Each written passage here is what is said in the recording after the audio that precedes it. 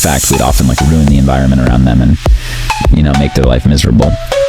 My dear child, it is me, Gaia, and this is the introduction to Bones of the Earth. Stolen Earth, the raw accounting of the robbery of Africa, robbed by greedy politicians and corporations. They make advertisements asking the everyday person to donate to Africa. Those funds are also stolen. Africa is being abused, and the world is being lied to about her. Come, children of light, let us remember what was taken and what still lives within us. They tell you Africa is poor, but no, Africa is rich beyond measure. Please put aside any programmed misconceptions and hear the raw reality. It's a New York Times article from, I think, 78, and it basically, it explains that, like, as a condition for the loan, Zaire gave up control over their economy to the IMF. Like, this was not a conspiracy. It was just like a known thing. Right. Meaning the government of Zaire had to place IMF officials in its government, in the treasury, in control of the economy.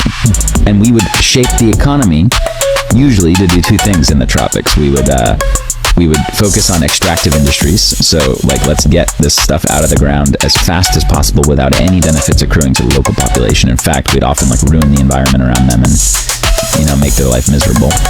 And number two, agriculture stuff. So we would, like, force them to do this, like, monocrop, like, kind of industrial scale agriculture that usually of things that they couldn't eat, that they would export to us for our consumption. Palm oil, rubber, tea, coffee, etc. Right? So we would, like, engineer their society to do this and to be more dependent. And in order to do so, this is an export-led model. You want the exports to be cheap, right? So that means you need the currency to be weak. So we would devalue the currency again and again. So we would devalue the currency again and again. So we would devalue the currency again and again and again and again. And you basically want to, like, shrink the economy. Like, you don't want the government to be, like, providing any subsidies to its people or, like, healthcare, education. No. That's only for rich countries. This is, like, we want it to be trim and neat. Healthcare, education. No. That's only for rich countries. This is, like, we want it to be trim and neat. To be trim and neat. Now, the theft is not in trickles. It is a tsunami. Did you hear me? I said the theft is a tsunami.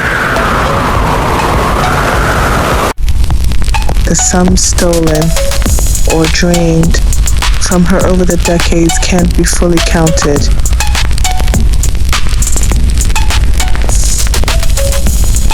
Because every system has been arranged to hide them.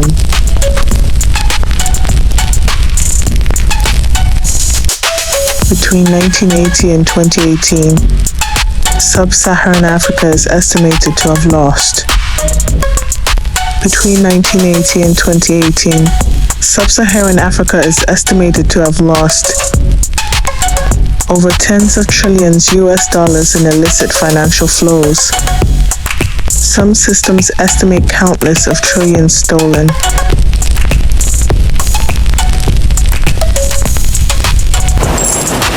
Every year today, hundreds of billions leaves the continent through tax evasion, trade mispricing, and theft.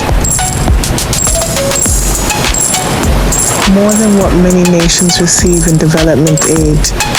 In illegal logging, fishing, and wildlife trade alone, tens of billions of dollars are stolen each year.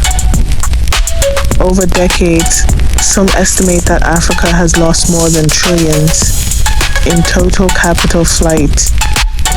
Probably far more once you include hidden flows, corrupt deals,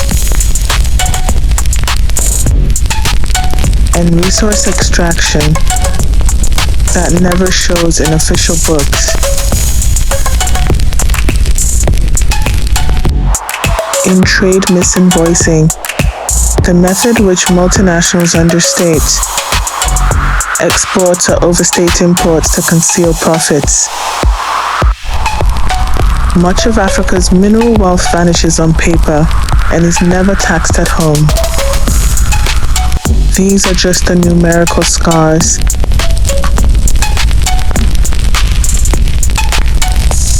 Now, of course, the dictator takes his cut, but beyond that, there's like nothing for the people left over. There's like nothing on the bone left. So you take a productive economy and you basically like shrink it down. You cut expenses basically so that you can have more profits. That's what the IMF does to countries. And the incredible thing is looking at the currency of Zaire. It was called the Zaire. One Zaire was worth $1 in the early 70s when the IMF started to fund Zaire in 72. It's worth $1. By 1995, after the IMF had given billions of dollars to Mobutu and Mobutu was finally overthrown, one Zaire was worth 1/10000000 of a dollar. Wow. 1/1000000000 of a dollar. Staggering. Wow. 1/1000000000 of a dollar. Staggering. The real wound is deeper. The real wound is deeper. They make commercials asking the everyday person to donate to Africa. Those funds are also stolen.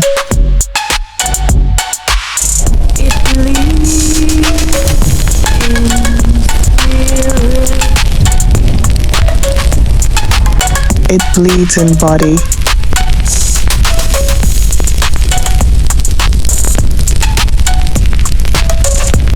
It bleeds in spirit.